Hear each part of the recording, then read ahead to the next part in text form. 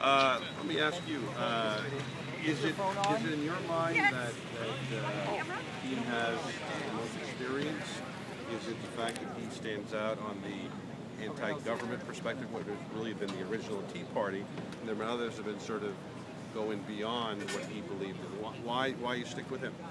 I don't think I would call it anti-government. What I would call it is, what is the role of government? Ron Paul supports the Constitution. He understands what the founders' intent was behind creating the Constitution and what their role for the federal government was.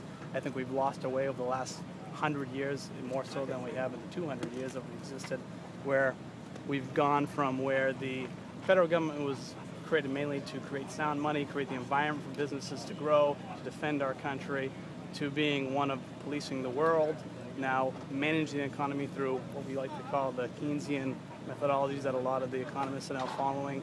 We talked about the stimulus. Stimulus actually created the boom, as Ron Paul tried to mention tonight at the debates, is you have to look at the boom to understand why the bust occurred and what caused that boom to happen in the first place. It was the manipulation of the market through the government, through the Federal Reserve. There's a few different aspects there, but I think that's what a lot of people that support Ron Paul is. They understand what the intent of the founders was. They understand what the intent of the federal government was. And one of the things that they like about Ron Paul is he stayed consistent to following the Constitution all his years in Congress. He's looked at the Constitution and says, is that what the founders would have intended? Is that what the Constitution says the federal government is allowed to do? It's not opposed to what is the people allowed to do, is what's the federal government allowed to do.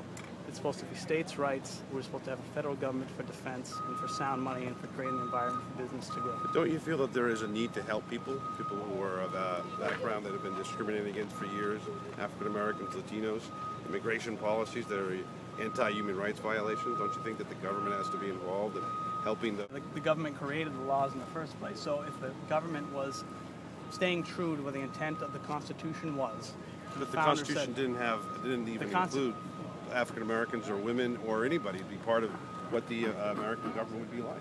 The Constitution said there would be no allowed of slavery. The Constitution said there would be no involuntary servitude. The Constitution said there would be no prosecution without due process. Those are all things that were violated by Jim Crow laws. So if you follow the Constitution, these problems wouldn't have arisen in the first place. And I think there's a lot of problems is that while I understand the intent of what there was trying to do by passing these laws and by trying to improve things, if we followed the Constitution in the first place, a lot of these problems wouldn't have existed. Well, you think, though, that the Constitution, which has had amendments after amendments into it, would be able to pull together efforts to help people, and that the Constitution written by forefathers of the country with the intention at that time of 13 colonies. It's a completely different country now with immigration. I think, you bring up a good point. Back in in the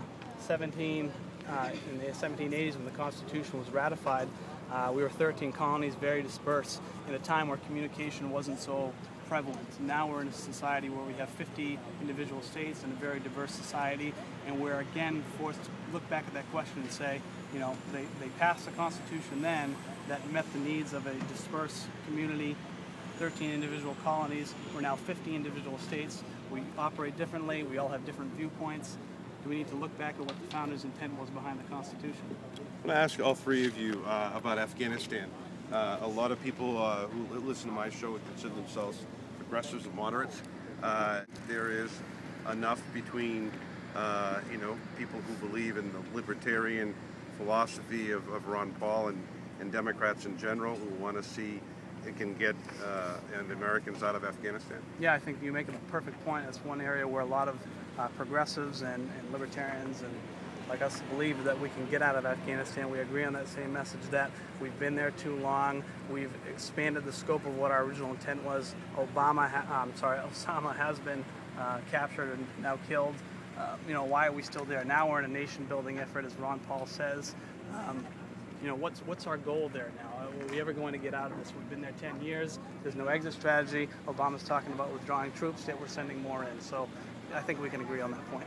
And you guys, Afghanistan, what do you want to